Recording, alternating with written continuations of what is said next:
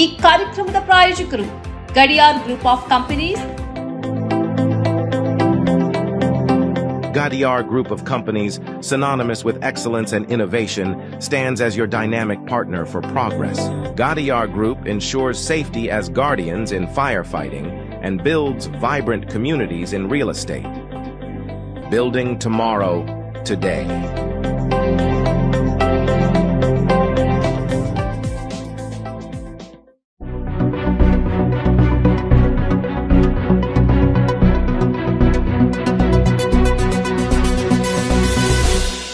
ವೀಕ್ಷಕರೇ, ಸನ್ಮಾರ್ಗ ನ್ಯೂಸ್ಗೆ ಸ್ವಾಗತ. ನಾನು ಪ್ರಿಯ ಸುದೇಶ್.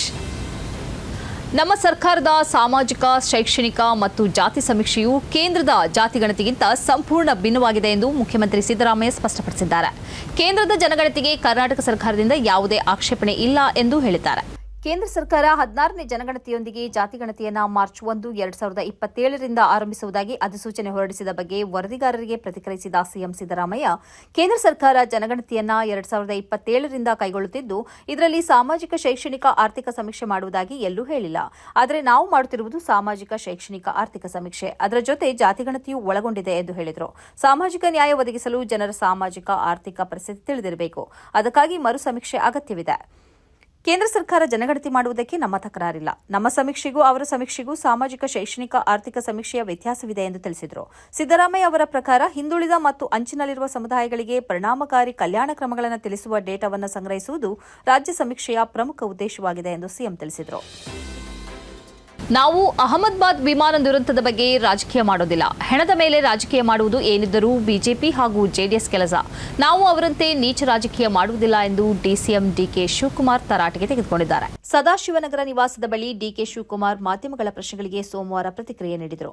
ಅಹಮದಾಬಾದ್ ವಿಮಾನ ಅಪಘಾತದಂತಹ ದುರಂತ ದೇಶದಲ್ಲಿ ಮಾತ್ರವಲ್ಲ, ಪ್ರಪಂಚದಲ್ಲಿ ಎಲ್ಲಿಯೂ ನಡೆಯಬಾರದು. ಈ ದುರಂತದಲ್ಲಿ ಅನೇಕರು ಸುಟ್ಟು ಹೋಗಿದ್ದಾರೆ. ಆ ದುರಂತದ ಸ್ಥಳ ನೋಡಿದರೆ ಆಘಾತವಾಗುತ್ತದೆ. ಅಕಸ್ಮಾತ್ 500 ಮೀಟರ್ ಮುಂದಕ್ಕೆ ಹೋಗಿ ವಿಮಾನ ಅಪ್ಪಳಿಸಿದ್ದರೂ ಸಾವಿರಾರು ಮಂದಿಯ ಜೀವಹಾನಿಯಾಗುತ್ತಿತ್ತು. ಈಗ ವೈದ್ಯಕೀಯ ಹಾಸ್ಟೆಲ್ ವಿದ್ಯಾರ್ಥಿಗಳು ಗಾಯಗೊಂಡಿದ್ದಾರೆ. ಕೆಲವು ವಿದ್ಯಾರ್ಥಿಗಳಿಗೆ ಮಾನಸಿಕ ಆಘಾತವಾಗಿದೆ. ಮಲ್ಲಿಕಾರ್ಜುನ್ ಖರ್ಗೆ ಅವರ ನೇತೃತ್ವದಲ್ಲಿ ನಾವು ಕೆಲವರನ್ನ ಭೇಟಿ ಮಾಡಿ ಮಾತನಾಡಿದೆವು ಎಂದು ಮಾಹಿತಿ ನೀಡಿದರು. ಬಿಜೆಪಿ ಹಾಗೂ ಜೆಡಿಎಸ್ನವರಿಗೆ ಹೆಣದ ಮೇಲೆ ರಾಜಕೀಯ ಮಾಡುವುದೇ ಕೆಲಸ. ನಾವು ಹಳೆ ಪ್ರಕರಣ ಹಾಗೂ ಈ ಪ್ರಕರಣವನ್ನು ಮುಂದಿಟ್ಟುಕೊಂಡು ಟೀಕೆ ಮಾಡಬಹುದು, ಆದರೆ ನಾವು ಅವರ ಮಟ್ಟಕ್ಕೆ ಇಳಿಯುವುದಿಲ್ಲ. ಈ ವಿಚಾರವನ್ನು ರಾಜಕೀಯಗೊಳಿಸುವ ವ್ಯಕ್ತಿ ನಾನಲ್ಲ. ಈ ಸಮಯದಲ್ಲಿ ಕೇಂದ್ರ ಸಚಿವರ ಬಗ್ಗೆ ಟೀಕೆ ಮಾಡುವುದಿಲ್ಲ. ಇದು ದೇಶದ ಗಂಭೀರ ವಿಚಾರ ಎಂದು ತಿಳಿಸಿದರು. ನಮ್ಮ ಬಗ್ಗೆ ಮಾತಾಡ್ತಾರೆ. ಈಗ ಬಿಜೆಪಿಯವರು ದಳದವರು ಇನ್ನೇನಿಲ್ಲ ಕೆಲಸ. ನಾವು ಅವ್ರಿಗೆ ಬೇಕಾದಷ್ಟು ಹಳೇದೆಲ್ಲ ತಿರ್ಚಿ ಹೇಳ್ಬೋದು. ನಾನು ಇದನ್ನು ಹೇಳ್ಬೋದು. ನಾವು ಬಿಜೆಪಿ ಥರ ನಾವು I don't want to comment on the civil aviation ministry or anything. ಬೇಕಾದಷ್ಟು ನಾರ್ಮ್ಸ್ ಇದೆ. ನಾನು ಅದನ್ನು DGCಯಲ್ಲಿ ಏನೇನು ಮಾಡಬೇಕು, ಏನು ಆಲ್ಟರ್ನೇಟಿವ್ ಫ್ಲೈಟು, ಮತ್ತೊಂದು ಎಲ್ಲ ಏನೇನೋ ಇರ್ತದೆ. ನಾನು ಟೆಕ್ನಿಕಲ್ ಮನುಷ್ಯ ಅಲ್ಲ. ಡಿಬೇಟ್ ಆಗ್ತಾ ಇದೆ. ಸೊ ನಾನು ಪೊಲಿಟಿಕಲೈಸ್ ಮಾಡಲಿಕ್ಕೆ ನಂಗೆ ಇಷ್ಟ ಇಲ್ಲ. ಸತ್ತೋರ್ ಮೇಲೆ, ಎಣದವ್ರ ಮೇಲೆ ಬರೀ ಫೈಂಡಿಂಗ್ ಫಾಲ್ಟ್ಸ್, ಅದು ಬಿಜೆಪಿ ಡ್ಯೂಟಿ, ಬಿಜೆಪಿ ದಳದವ್ರ ಡ್ಯೂಟಿ. ಈಗ ಮಾಡ್ತಾವ್ರಲ್ಲ, ಎಣದ ಮೇಲೆ ರಾಜಕಾರಣ ಮಾಡ್ತಾರಲ್ಲ, ಅವ್ರು ಅದು ಮಾಡ್ಕೊಳ್ಳಿ. ನಾನು I don't want to comment on the minister at this point of time. This is a serious concern of the nation. ಮಹಾರಾಷ್ಟ್ರದ ಪ್ರಸಿದ್ಧ ಶನಿ ಸಿಂಗನಾಪುರ ದೇವಾಲಯದಲ್ಲಿ 167 ಗುತ್ತಿಗೆ ಕಾರ್ಮಿಕರನ್ನು ವಜಾ ಮಾಡಲಾಗಿದೆ. ವಿಶೇಷ ಅಂದರೆ ಇವರಲ್ಲಿ 114 ಮಂದಿ ಕೂಡ ಮುಸ್ಲಿಮರು. ಇವರ ಕಾರ್ಯಕ್ಷಮತೆ ಉತ್ತಮವಾಗಿಲ್ಲದ ಕಾರಣ ಮತ್ತು ಕೆಲಸಕ್ಕೆ ಗೈರು ಹಾಜರಾಗುತ್ತಿದ್ದ ಕಾರಣ ಇವರನ್ನೆಲ್ಲ ವಜಾ ಮಾಡಲಾಗಿದೆ ಎಂದು ದೇವಸ್ಥಾನದ ಅಧಿಕಾರಿಗಳು ಹೇಳಿದ್ದಾರೆ. ಆದರೆ ವಜಾಕ್ಕಿಂತ ದಿನಗಳ ಮೊದಲು ಇವರನ್ನ ವಜಾ ಮಾಡಬೇಕು ಎಂದು ಸಂಘ ಪರಿವಾರ ಪ್ರತಿಭಟಿಸಿತು. ಕಳೆದ ಮೇ ತಿಂಗಳಿನಲ್ಲಿ ಸೋಷಿಯಲ್ ಮೀಡಿಯಾದಲ್ಲಿ ಕಾಣಿಸಿಕೊಂಡ ವಿಡಿಯೋ ಮೂಲಕ ವಿವಾದ ಆರಂಭವಾಗಿತ್ತು. ದೇವಸ್ಥಾನದ ಹತ್ತಿರ ಮುಸ್ಲಿಂ ಕಾರ್ಮಿಕರು ಪೇಂಟಿಂಗ್ ಮತ್ತು ನಿರ್ವಹಣೆ ಕೆಲಸ ಮಾಡುತ್ತಿದ್ದರು. ಅದರ ಬೆನ್ನಿಗೆ ಎನ್ಸಿಪಿ ಶಾಸಕ ಸಂಗ್ರಾಮ್ ಜಗಪತ್ ಅವರು ಸೇರಿದಂತೆ ಬಲಪಂಥೀಯ ಗುಂಪು ತಮ್ಮ ಆಕ್ಷೇಪವನ್ನು ವ್ಯಕ್ತಪಡಿಸಿತು. ಮಂದಿರದ ಕೆಲಸವನ್ನು ಮಾಡಬಾರದು ಎಂದು ಪ್ರತಿಭಟನೆ ಸಲ್ಲಿಸಿತು. ಜೂನ್ 8 ಮತ್ತು 14ರಂದು ಮಂದಿರದ ಟ್ರಸ್ಟ್ ಸಭೆಯನ್ನು ಸೇರಿ 164 ಕಾರ್ಮಿಕರನ್ನ ಕೆಲಸದಿಂದ ವಜಾ ಮಾಡಿತು. ಆದರೆ ಹೀಗೆ ವಜಾ ಮಾಡುವುದಕ್ಕೆ ಧರ್ಮ ಕಾರಣವಲ್ಲ ಎಂದು ಟ್ರಸ್ಟ್ ಹೇಳ್ತಾ ಇದೆ. ಇದೇ ವೇಳೆ ನಾವು ಮಂದಿರದಲ್ಲಿ ಕೆಲಸ ಮಾಡುತ್ತಿರಲಿಲ್ಲ, ನಾವು ಗೋಶಾಲೆ ಕೆಲಸ ಮಾಡುತ್ತಿದ್ದೆವು. ನಮ್ಮಲ್ಲಿ ಯಾರೂ ಕೂಡ ಕೆಲಸದ ಬಗ್ಗೆ ಪ್ರಶ್ನಿಸಿಯೇ ಇಲ್ಲ. ನಮಗಿದು ಇದೊಂದೇ ಕೆಲಸ ಮತ್ತು ನಮ್ಮ ಕುಟುಂಬವನ್ನ ನಾವಿದರಿಂದಲೇ ಸಾಕುತ್ತಿದ್ದೆವು ಎಂದು ವಜಾಗೊಂಡ ಓರ್ವ ಕಾರ್ಮಿಕ ಹೇಳಿದ್ದಾರೆ. ಇದೇ ವೇಳೆ ಅಹಮದ್ ನಗರ ಜಿಲ್ಲೆಯಲ್ಲಿ ರಾಜಕೀಯ ಧ್ರುವೀಕರಣ ನಡೆದಿದೆ. ಮುಸ್ಲಿಮರು ಪದೇ ಪದೇ ದಾಳಿಗೆ ಗುರಿಯಾಗುತ್ತಿದ್ದಾರೆ. ಅವರನ್ನ ಕೆಲಸದಿಂದ ಹೊರಹಾಕಲಾಗುತ್ತಿದೆ. ಅವರನ್ನ ಒಂಟಿಗೊಳಿಸಲಾಗ್ತಾ ಇದೆ. ಮಾತ್ರ ಅಲ್ಲ, ಅವರ ಭೂಮಿಯನ್ನ ಬಲಪಂಥೀಯ ಗುಂಪುಗಳು ಆಕ್ರಮಿಸುತ್ತಿವೆ. ಸರ್ಕಾರ ಎಲ್ಲರಿಗೂ ಉದ್ಯೋಗ ಕೊಡುತ್ತೇವೆ ಎಂದು ಹೇಳಿದರೂ ನಿರ್ದಿಷ್ಟ ಗುಂಪನ್ನ ಅದರಿಂದ ಹೊರಹಾಕಲಾಗುತ್ತಿದೆ. ಇದು ನ್ಯಾಯವಲ್ಲ, ಇದು ಸಂವಿಧಾನ ವಿರೋಧಿ ವಿರೋಧಿ ಎಂದು ಸಾಮಾಜಿಕ ಕಾರ್ಯಕರ್ತ ಡಾಕ್ಟರ್ ಪರ್ವೇಶ್ ಅಶ್ರಫಿ ಹೇಳಿದ್ದಾರೆ. ಅಹಮದಾಬಾದ್ ವಿಮಾನ ದುರಂತದಲ್ಲಿ ಮತ್ತು ಆರ್ಜೆ ಮೆಡಿಕಲ್ ಕಾಲೇಜಿನಲ್ಲಿ ಗಾಯಾಳು ಆಗಿರುವವರಿಗೆ ಹಾಗೂ ಅವರನ್ನು ನೋಡಿಕೊಳ್ಳುತ್ತಿರುವವರಿಗೆ ಜಮಾತೆ ಇಸ್ಲಾಮಿ ಹಿಂದ್ ಸಹಿತ ವಿವಿಧ ಸಂಘಟನೆಗಳು ಸೇವಾ ಕಾರ್ಯದಲ್ಲಿ ನಿರತವಾಗಿವೆ. ವಿಮಾನ ಅಪಘಾತದಲ್ಲಿ ಸಾವಿಗೀಡಾದವರು ಮತ್ತು ಗಾಯಾಳುಗಳ ಕುಟುಂಬಸ್ಥರು ಇಲ್ಲಿ ನೆರೆದಿದ್ದು ಇವರಿಗೆ ನೀರು, ಆಹಾರ, ಚಹಾ ಇತ್ಯಾದಿಗಳನ್ನು ಸ್ವಯಂ ಸೇವಕರು ನೀಡುತ್ತಿದ್ದಾರೆ. ಜಮಾತೆ ಇಸ್ಲಾಮಿ ಹಿಂದ್ನ ಹಫೀಜ್ ನಿಜಾಂ ಅವರು ಸಂತ್ರಸ್ತರು ಮತ್ತು ಅವರ ಕುಟುಂಬಿಕರ ನಡುವೆ ನೀರು, ಆಹಾರ ಇತ್ಯಾದಿಗಳನ್ನು ವಿತರಿಸುತ್ತಿರುವ ಚಿತ್ರವನ್ನು ವಿವಿಧ ಮಾಧ್ಯಮಗಳು ಪ್ರಕಟಿಸಿವೆ. ನಿಜಾಂ ಅವರು ಅಹಮದಾಬಾದ್ ಸ್ಥಳೀಯ ವ್ಯಾಪಾರಸ್ಥರಾಗಿದ್ದು ಅವರು ಸಹಿತ 26 ಮಂದಿಯ ತಂಡ ಸಂತ್ರಸ್ತರ ಸೇವೆಯಲ್ಲಿ ನಿರತವಾಗಿದೆ. ಜಮಾತ್ನ 3 ಆಂಬ್ಯುಲೆನ್ಸ್ಗಳು ಕೂಡ ಸೇವಾ ನಿರತವಾಗಿವೆ. ಇಲ್ಲಿ ಎಲ್ಲಾ ಧರ್ಮದ ಸ್ವಯಂ ಸೇವಕರು ಒಂದಾಗಿದ್ದಾರೆ. ಇದು ಭಾರತದ ನಿಜವಾದ ಗುಣವಾಗಿದೆ. ಇಲ್ಲಿಯ ಏಕತೆ ಇದೆ. ಇದು ಎಂದೆಂದೂ ಹೀಗೆ ಉಳಿಯಲಿ ಎಂದು ಅಲ್ಲಾಹನಲ್ಲಿ ನಾನು ಪ್ರಾರ್ಥಿಸುತ್ತೇನೆ. ನಾವೆಲ್ಲರೂ ಜೊತೆಗೂಡಿ ಕೆಲಸ ಮಾಡುತ್ತೇವೆ ಎಂದು ನಿಜಾಂ ಹೇಳಿದ್ದಾರೆ. ಇಲ್ಲಿ ತಾಲಿ ಯುವ ಸಂಘ, ವಿಶ್ವ Umiya foundation, Ram Shyam charitable trust, ರಾಷ್ಟ್ರೀಯ ಸ್ವಯಂ ಸೇವಕ ಸಂಘದ ಸ್ವಯಂ ಸೇವಕರು ಕೂಡ ಇಲ್ಲಿ ಸೇವಾ ನಿರತರಾಗಿದ್ದಾರೆ.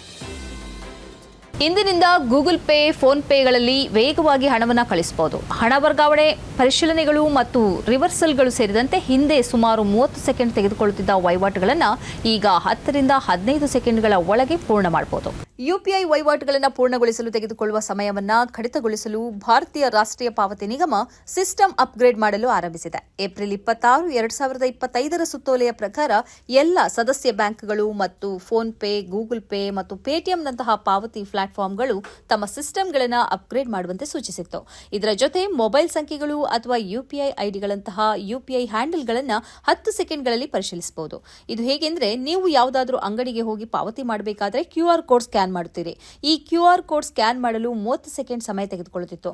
ಆದರೆ ಇನ್ನು ಮುಂದೆ 10 ಸೆಕೆಂಡ್ನಲ್ಲಿ ಸ್ಕ್ಯಾನ್ ಮಾಡಬಹುದು. ಇರಾನ್ ಮೇಲೆ ಇಸ್ರೇಲ್ ನಡೆಸಿರುವ ದಾಳಿಯನ್ನ ಸೌದಿ ಅರೇಬಿಯಾದ ರಾಜಕುಮಾರ ಮೊಹಮ್ಮದ್ ಬಿನ್ ಸಲ್ಮಾನ್ ದೂಷಿಸಿದ್ದಾರೆ. ಇರಾನ್ ಮೇಲಿನ ದಾಳಿಯು ಪರಿಸ್ಥಿತಿಯನ್ನು ಹದಗೆಡಿಸಿದೆ ಮತ್ತು ಮಾತುಕತೆಯ ಅವಕಾಶವನ್ನು ತಡೆಹಿಡಿದಿದೆ ಎಂದು ಅವರು ಹೇಳಿದ್ದಾರೆ.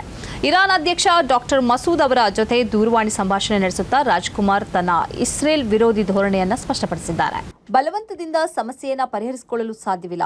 ಇಸ್ರೇಲ್ ನಡೆಸುತ್ತಿರುವ ದಾಳಿಯನ್ನು ಸೌದಿ ಅರೇಬಿಯಾ ಪ್ರಬಲವಾಗಿ ವಿರೋಧಿಸುತ್ತದೆ. ಸಮಸ್ಯೆಯನ್ನು ಪರಿಹರಿಸಿಕೊಳ್ಳುವುದಕ್ಕೆ ಮಾತುಕತೆ ಮಾತ್ರ ಪರಿಹಾರ ಎಂದು ಮೊಹಮ್ಮದ್ ಬಿನ್ ಸಲ್ಮಾನ್ ಹೇಳಿದ್ದಾರೆ. ಇದೇ ವೇಳೆ ಇಸ್ರೇಲ್ ದಾಳಿಯಿಂದ ಮೃತಪಟ್ಟವರಿಗೂ ಮತ್ತು ಅವರ ಕುಟುಂಬದವರಿಗೂ ರಾಜ್ಕುಮಾರ್ ಸಾಂತ್ವನ ಹೇಳಿದ್ದಾರೆ. ಇರಾನ್ನ ಸಾರ್ವಭೌಮತ್ವ ಮತ್ತು ಸುರಕ್ಷತೆಗೆ ಈ ದಾಳಿ ಸವಾಲನ್ನು ಎಸೆದಿದೆ ಮತ್ತು ಅಂತಾರಾಷ್ಟ್ರೀಯ ನಿಯಮಗಳ ಕಟು ಉಲ್ಲಂಘನೆಯಾಗಿದೆ ಎಂದು ಇಸ್ರೇಲ್ ದಾಳಿಯನ್ನು ರಾಜ್ಕುಮಾರ್ ಖಂಡಿಸಿದ್ದಾರೆ. ಇದೇ ವೇಳೆ ಸೌದಿ ಅರೇಬಿಯಾವು ಇರಾನ್ ಜೊತೆ ಮತ್ತು ಅದರ ನಾಗರಿಕರ ಜೊತೆ ನಿಲ್ಲಲಿದೆ ಎಂದು ಅವರು ಹೇಳಿದ್ದಾರೆ. ಇರಾನ್ ಮೇಲೆ ಇಸ್ರೇಲ್ ನಡೆಸಿದ ದಾಳಿಯಲ್ಲಿ ತಮ್ಮ 3 ಟೇಕನ್ವೋ ಆಟಗಾರರು ಬಲಿಯಾಗಿದ್ದಾರೆ ಎಂದು ಇರಾನ್ ಫೆಡರೇಷನ್ ತಿಳಿಸಿದೆ. ಇದರಲ್ಲಿ ಫೆಡರೇಷನ್ ಎಳೆಯ ತಾರೆಯಾಗಿದ್ದ ಮತ್ತು ಇರಾನ್ನ ಭವಿಷ್ಯದ ಆಟಗಾರ ಎಂದೇ ಗುರುತಿಸಿಕೊಂಡಿದ್ದ ಅಮೀರ್ ಅಲಿ ಕೂಡ ಸೇರಿದ್ದಾನೆ ಎಂದು ಫೆಡರೇಷನ್ ತಿಳಿಸಿದೆ. ಇರಾನ್ನ ಅನೇಕ ಮಾಧ್ಯಮಗಳು ಈ ಹತ್ಯಾ ಸುದ್ದಿಯನ್ನು ಪ್ರಕಟಿಸಿವೆ. ಈ ಬಗ್ಗೆ ಇರಾನಿನ ವಿದೇಶಾಂಗ ವಕ್ತಾರರು ಅಮೀರ್ ಅಲಿಯ ಚಿತ್ರವನ್ನು ತೋರಿಸಿ ಸ್ಪಷ್ಟನೆ ನೀಡಿದ್ದಾರೆ. ನಾಗರಿಕ ಹತ್ಯೆಗೆ ಸಾಕ್ಷಿಯಾಗಿ ಈ ಸಾವನ್ನ ಇರಾನ್ ಜಗತ್ತಿಗೆ ಮುಂದಿಟ್ಟಿದೆ. ಅತ್ಯಂತ ಭರವಸೆಯ ಟೆಕ್ವಾಂಡೋ ಆಟಗಾರನಾಗಿ ಅಮೀರ್ ಅಲಿ ಗುರುತಿಸಿಕೊಂಡಿದ್ದ. ಈತನ ಹತ್ಯೆಯು ಸೋಷಿಯಲ್ ಮೀಡಿಯಾದಲ್ಲಿ ಮತ್ತು ಪತ್ರಿಕೆಗಳಲ್ಲಿ ಭಾರೀ ಆಕ್ರೋಶಕ್ಕೂ ಕಾರಣವಾಗಿದೆ. ಇರಾನ್ನ ಯುರೇನಿಯಂ ಸಂಸ್ಕರಣೆಯ ಮೇಲೆ ತಾನು ದಾಳಿ ನಡೆಸುವುದಾಗಿ ಹೇಳಿರುವ ಇಸ್ರೇಲ್ ವಾಸ್ತವದಲ್ಲಿ ನಾಗರಿಕ ಪ್ರದೇಶಗಳ ಮೇಲೆ ಬಾಂಬ್ ಹಾಕ್ತಾ ಇದೆ ಮತ್ತು ಈವರೆಗೆ 300ರಷ್ಟು ಮಂದಿಯ ಹತ್ಯೆ ನಡೆಸಿದೆ ಎಂದು ವರದಿಯಾಗಿದೆ. ಇರಾನ್ ಮೇಲೆ ಇಸ್ರೇಲ್ ಪರಮಾಣು ಬಾಂಬ್ಗಳನ್ನು ಬಳಸಿದರೆ ಪಾಕಿಸ್ತಾನವು ಇಸ್ರೇಲ್ನ ಮೇಲೆ ಪರಮಾಣು ಬಾಂಬ್ಗಳ ಮೂಲಕ ದಾಳಿ ಮಾಡುತ್ತದೆ ಎಂದು ಪಾಕಿಸ್ತಾನ ನಮಗೆ ತಿಳಿಸಿದೆ ಎಂದು ಇರಾನ್ ರೆವಲ್ಯೂಷನರಿ ಗಾರ್ಡ್ಸ್ನ ಹಿರಿಯ ಕಮಾಂಡರ್ ಮತ್ತು ರಾಷ್ಟ್ರೀಯ ಭದ್ರತಾ ಮಂಡಳಿಯ ಸದಸ್ಯ ಜನರಲ್ ಮೊಹಿಸಿನ್ ರಾಜೆ ಹೇಳಿದ್ದಾರೆ. 2025 ಜೂನ್ 13ರಂದು ಆಪರೇಷನ್ ರೈಸಿಂಗ್ ಲಯನ್ ಅಡಿಯಲ್ಲಿ ಇಸ್ರೇಲ್ ಇರಾನ್ನ ಪರಮಾಣು, ಮಿಲಿಟರಿ ಮತ್ತು ತೈಲ ಅನಿಲ ಸ್ಥಾಪನೆಗಳ ಮೇಲೆ ಬೃಹತ್ ದಾಳಿಗಳನ್ನು ನಡೆಸಿದ ಸಮಯದಲ್ಲಿ ಈ ಹೇಳಿಕೆ ಬಂದಿದೆ. ಈ ದಾಳಿಗಳಲ್ಲಿ 4 ಹಿರಿಯ ಇರಾನ್ನ ಮಿಲಿಟರಿ ಕಮಾಂಡರ್ಗಳು, 6 ಪರಮಾಣು ವಿಜ್ಞಾನಿಗಳು ಮತ್ತು 78 ನಾಗರಿಕರು ಸಾವನ್ನಪ್ಪಿದರು. ಇದಕ್ಕೆ ಪ್ರತಿಕ್ರಿಯೆಯಾಗಿ ಇರಾನ್ ಇಸ್ರೇಲ್ ಮೇಲೆ 100ಕ್ಕೂ ಹೆಚ್ಚು ಬ್ಯಾಲಿಸ್ಟಿಕ್ ಕ್ಷಿಪಣಿಗಳು ಮತ್ತು ಡ್ರೋನ್ಗಳನ್ನು ಹಾರಿಸಿತು. ಇದು ಉದ್ವಿಗ್ನತೆಯನ್ನ ಮತ್ತಷ್ಟು ಹೆಚ್ಚಿಸಿತು.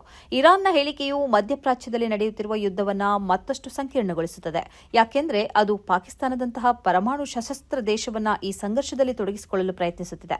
2025 ಜೂನ್ 16ರಂದು ಇರಾನ್ನ ಹಿರಿಯ ಮಿಲಿಟರಿ ಅಧಿಕಾರಿಯೊಬ್ಬರು ಇಸ್ರೇಲ್ ಇರಾನ್ ಮೇಲೆ ಪರಮಾಣು ಬಾಂಬ್ ಬಳಸಿದರೆ ಪಾಕಿಸ್ತಾನವು ಇಸ್ರೇಲ್ ಮೇಲೆ ಪರಮಾಣು ದಾಳಿಯನ್ನು ನಡೆಸುತ್ತದೆ ಎಂದು ಹೇಳಿದ್ದರು. ಪಾಕಿಸ್ತಾನ ರಕ್ಷಣಾ ಸಚಿವ ಖವಾಜ್ ಆಸಿಫ್ ಇರಾನ್ನ ಹೇಳಿಕೆಯನ್ನು ಸಂಪೂರ್ಣವಾಗಿ ತಿರಸ್ಕರಿಸಿದರು. ಇಸ್ಲಾಮಾಬಾದ್ ಇಸ್ರೇಲ್ ವಿರುದ್ಧ ಪರಮಾಣು ದಾಳಿಯ ಬಗ್ಗೆ ಮಾತನಾಡಿಲ್ಲ ಎಂದು ಅವರು ಹೇಳಿದರು. ಇಸ್ರೇಲ್ನ ಕ್ರಮಗಳನ್ನು ಖಂಡಿಸಿರುವ ಪಾಕಿಸ್ತಾನವು ಇರಾನ್ಗೆ ಬೆಂಬಲ ವ್ಯಕ್ತಪಡಿಸಿದೆ. ಇದು ಈ ಹೊತ್ತಿನ ಸುದ್ದಿ ಸಂಚಯ. ನಿರಂತರವಾಗಿ ನೋಡ್ತಾ ಇರಿ ಸನ್ಮಾರ್ಗ ನ್ಯೂಸ್, ಸುದ್ದಿಗಳ ಸಂತೆಯಲ್ಲಿ ಸತ್ಯದ ಮೊಂಬತ್ತಿ. ಸನ್ಮಾರ್ಗ ನ್ಯೂಸ್ ಚಾನೆಲ್ನ ಕಾರ್ಯಕ್ರಮವನ್ನ ನಿಮ್ಮ ಗೆಳೆಯರಿಗೆ, ಸಂಬಂಧಿಕರಿಗೆ ಕಳಿಸಿಕೊಡ್ಬೇಕು. ಅವರಲ್ಲೂ ಸಬ್ಸ್ಕ್ರೈಬ್ ಮಾಡುವಂತೆ ಹೇಳಬೇಕು. ನಿಮ್ಮ ಮನೆಯವರಲ್ಲೂ ಹೇಳಬೇಕು. ಸುದ್ದಿಗಳ ಸಂತೆಯಿಂದ ಸತ್ಯದ ಸುದ್ದಿಯನ್ನ ಹೆಕ್ಕಿಕೊಡುವ ನಮ್ಮ ಪ್ರಯತ್ನ ಮುಂದುವರಿಯಬೇಕಾದ್ರೆ ನೀವು ಇಷ್ಟನ್ನಾದರೂ ಮಾಡಲೇಬೇಕು. ನೀವು ಶಕ್ತಿಯನ್ನು ಕೊಡಿ, ನಾವು ಸತ್ಯವನ್ನ ಕೊಡ್ತೇವೆ. Thank you.